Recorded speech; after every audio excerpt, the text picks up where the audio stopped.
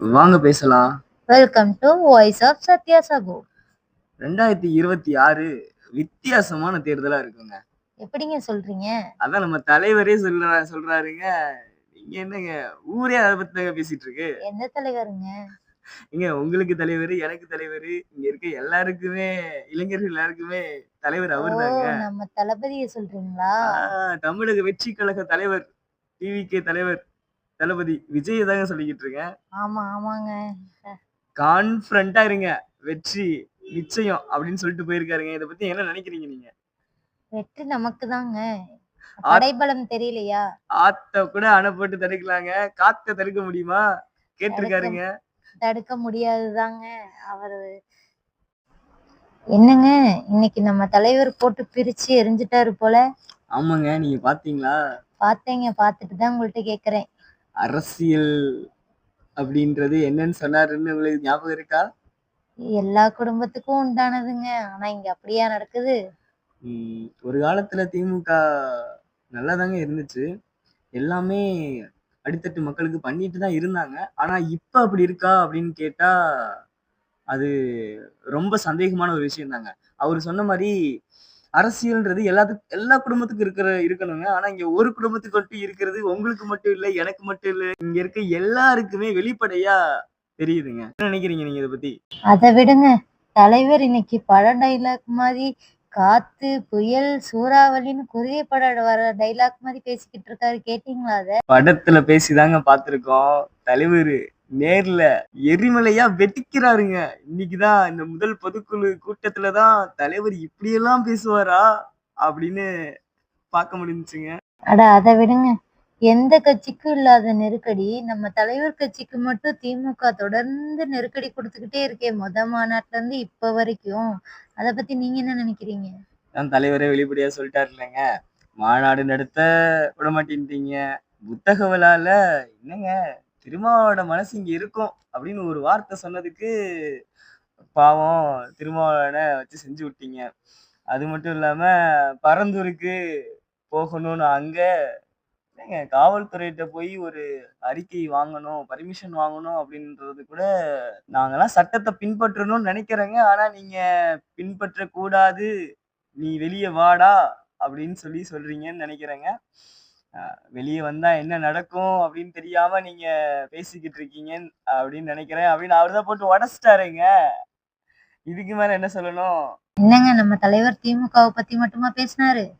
சென்ட்ரல்ல இருக்க பாஜகவ பத்தியும் தான் பேசினாரு. "ஏன் ஜி, தமிழ்நாட்டு தமிழர்கள்னாலே உங்களுக்கு அலர்ஜியா ஜி?" அப்படின்லாம் கேட்டு பங்கம் பண்ணிட்டாரு. நீங்க என்ன ஜி நினைக்கிறீங்க அத பத்தி? ஜி வேற லெவலு ஜி. அந்த மெர்சல்ல ஜிஎஸ்டி பத்தி வச்சதுக்கே அலறிட்டானுங்க. இப்போ ஒரு கேள்வி கேட்டாரு பாருங்க. தமிழ்நாட்டுல இருந்து வர ஜிஎஸ்டி படத்த மட்டும் நீங்க எடுத்துக்குவீங்களா?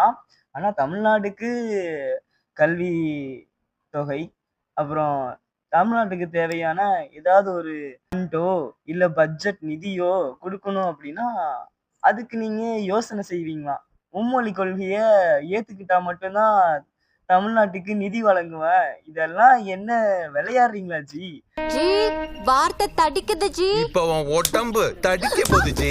G அத்துலேறீங்க G. இப்ப உன் மூஞ்சில பத்து போட போறேன் ஜி. ஜி பப்ளிக்ல பாக்குறாங்க ஜி. நீ பண்ண வேலைக்கு பப்ளிக் பாக்கட்டும் ஜி. விளையாட்டு பாக்கட்டும் ஜி. ரொம்ப மோசமா இருக்கும் ஜி.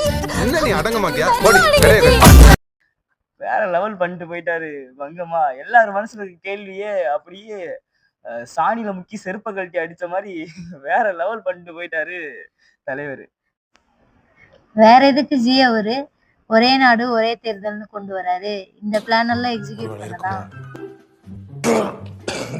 ஒருவேளை இருக்குமோ இருக்குமோ ஒருவேளை இருக்குமோ இருக்குமோ ஒருவேளை இருக்குமோ. தமிழ்நாட்டு மக்கள் சாதாரணமானவங்க இல்ல ஜி. அவங்க எல்லாம் வேற லெவல் பண்ணுவாங்க. அத விடுங்க ஜி. அடுத்தது நம்ம தலைவரை பத்தி வருவோம். தலைவர் 2026ல கண்டிப்பா ஆட்சிக்கு வந்துருவாரு. அவரு கண்டிப்பா. அவரு வந்ததுக்கு அப்புறம் பெண் பாதுகாப்பு, சட்ட ஒழுங்கு, கல்வி, சுகாதாரம்னு இன்னும் நிறைய பல விஷயம்லாம் சொன்னாரு. அத பத்தி நீங்க என்ன நினைக்கிறீங்க? இதெல்லாம் பத்தி நான் என்ன நினைக்கிறேன் அப்படின்றதெல்லாம் விடங்க. அ பெண் பாதுகாப்பு 100% அப்படின்னு சொல்லி ஏதாவது எந்த கட்சியாவது, இல்ல எந்த இயக்கமாவது சொல்லி கேள்விப்பட்டிருக்கீங்களா? அதே மாதிரி சட்டம் ஒழுங்கை வந்து நாங்க ஸ்ட்ரிக்டா ஃபாலோ பண்ணுவோம் அப்படின்னு எதை கட்சியா சொல்லி கேள்விப்பட்டிருக்கீங்களா? இல்லவே இல்லை. இல்ல கல்வி, சுகாதாரம், மருத்துவத்தெல்லாம் நாங்க ரொம்ப கவனம் செலுத்துவோம் அப்படின்னு ஏதாவது ஒரு கட்சி சொல்லி கேள்விப்பட்டிருக்கீங்களா? இல்ல ஏதாவது ஒரு இயக்கமாவது சொல்லி கேள்விப்பட்டிருக்கீங்களா?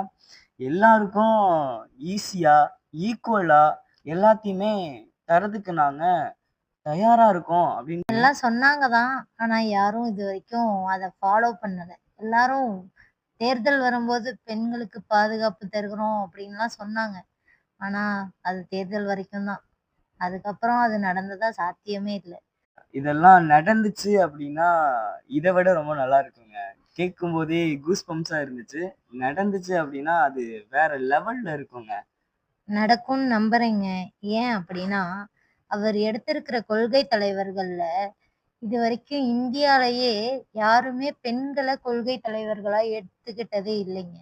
இவரு வேலு நாச்சியார், அஞ்சலை அம்மாள்னு 2 பேர ஏத்திருக்காங்க. அதுவும் யாரு? நம்ம தமிழ்நாட்டுல இருந்து போன ஃப்ரீடம் ஃபைட்டர்ஸ். அவங்கள கொள்கை தலைவர்களா எடுத்திருக்காங்க. வேற எந்த கட்சியுமே இதுவரைக்கும் பெண்கள கொள்கை தலைவர்களா எடுத்ததில்ல. இதிலிருந்து ஒரு நம்பிக்கை வருது. என்ன அப்படின்னா, பெண்களுக்கு பாதுகாப்பு இருக்கு. அதுவும் இல்லாம பெண்களுக்கு அவரு கட்சியில நிர்வாக பொறுப்பு முதற்கொண்டு எல்லாமே குடுத்திருக்காரு. ஸோ, அதுலருந்து நம்பிக்கை இருக்குங்க. கண்டிப்பா பெண்களுக்கு வந்து தலைவர் வந்தாருன்னா பாதுகாப்பு இருக்கும். எந்த விதமான பிரச்சனையும் வராது அப்படிங்கிறதுல 100% நம்பலாம். ஏன் அப்படின்னு கேட்டீங்கன்னா, ரீசென்ட்டா நடந்த அண்ணா யூனிவர்சிட்டி ஒரு இஷ்யூ நடந்துச்சுங்க. அது எல்லாத்துக்குமே தெரியும். அந்த இஷ்யூவ இப்ப இருக்கிற ஆளுங்கட்சி கூட அத எடுத்து பேசாத நிலையிலயும், நம்ம தலைவர் வந்து கவர்னர நேரடியா போய் சந்திச்சு, அதுக்கான பேச்சுவார்த்தையெல்லாம் நடத்திட்டு வந்தாரு. இதுலருந்து கொஞ்சம் நம்பிக்கை நம்ம மக்களுக்கும் வந்திருக்கும்னு நெனைக்கிறேங்க. நீங்க என்ன சொல்றீங்க? கண்டிப்பாங்க, கண்டிப்பாங்க. நீங்க சொல்றத நான் ஆமோதிக்கிறேன். என்னன்னா, பாதுகாப்பு கிடைக்கும் அப்படின்றதெல்லாம் தாண்டி, பெண்களுக்கு அதிகமான உரிமைகள் கிடைக்கும் அப்படின்றதுல கொஞ்சம் நம்பிக்கை வந்திருக்குங்க. இதெல்லாம் விட பெரியாருங்க. பகுத்தறிவு 6வது அறிவ பயன்படுத்த தெரியாம இருந்த சில மனிதர்களுக்கு, 6ஆம் அறிவு இருக்கக்கூடிய மனிதர்களுக்கு 6வது அறிவை எப்படி பயன்படுத்தணும் அப்படின்னு சொல்லிக் கொடுத்த பெரியாரையும், அம்பேத்கரையும் ரொம்ப அழகா தூக்கி நிறுத்தி கொள்கை பிடிப்பு தலைவரா வச்சிருக்காருங்க. அது மட்டும் இல்லாம ஒரு தலைவன்னா இப்படிதான் இருக்கணும். ஒரு தலைவன் இப்படிதான் ஆட்சியை வெளிப்படுத்தணும் அப்படின்னு சொல்ல காமராஜரையும் கொள்கை தலைவரா வச்சிருக்கிறது சிறப்பான ஒரு விஷயம். வாங்க, இத்தனை கொள்கை தலைவர்கள வச்ச ஒரே கட்சி அப்படிங்கிற ஒரு பெருமையும் டிவிகேவ தான் சேரும் அப்படின்னு நெனைக்கிறேன். அதுவும் இல்லாம கண்டிப்பா 2026ல ஒரு அரசியல் மாற்றம் இருக்குங்க. அது இருக்கும்னு எனக்கு தோணுது. உங்களுக்கு தோணுதுங்களா? தமிழ்நாட்டுல இருக்கக்கூடிய எல்லா மக்களோட மனசுலயும் தாவேக்கா, தவைக்கா, தவைக்கா அப்படிதான் துடிக்கும்னு நினைக்கிறேங்க. என் தலை மனசுல துடிக்கிற மாதிரி. நம்ம தலைவர் கூட இன்னைக்கு பேசினாருங்க. எல்லார் வீட்லயும் டிவிகே கொடி பறக்கும். நம்ம வீடு வீடா போய் அவங்களோட குறைகள நிவர்த்தி பண்ணுனா அப்படின்னு. கண்டிப்பா 2026ல டிவிகே கொடி எல்லார் வீட்லயும் இல்லைங்க.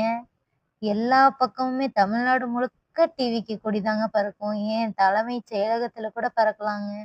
அதுக்கும் 100% வாய்ப்பு இருக்கு. தலைவர் சொன்னதுதான். வித்தியாசமான தேர்தலா இருக்கும். கான்ஃபிடென்ட்டா இருங்க. கண்டிப்பா டிவிகே தாங்க. மகிழ்ச்சிங்க, மகிழ்ச்சிங்க. நீங்க சொன்னதுல நம்ம 2 பேரும் பேசுனதுலயும் எனக்கு ரொம்ப ரொம்ப மகிழ்ச்சி. இது வந்து தாவிக்காவ சப்போர்ட் பண்ணி பேசணும் அப்படின்னு இல்லாம 2 பக்கமும் இருந்து பேசணும். இருந்தாலும் தலைவர் விஜய் சொன்ன அந்த சின்ன சின்ன விஷயங்கள எடுத்து பேசணும். இதுல உங்களுக்கு ஏதாவது தவறுகளோ, இல்ல நாங்க ஏதாவது தவறா பேசணும்னு நினைச்சீங்களோ, நீங்க கமெண்ட் செக்ஷன்ல கமெண்ட் பண்ணுங்க. நாங்க பேசின இந்த வீடியோ உங்களுக்கு பிடிச்சிருந்ததுன்னா லைக் பண்ணுங்க, ஷேர் பண்ணுங்க. சப்ஸ்கிரைப் பண்ணுங்க. மகிழ்ச்சி. நன்றி.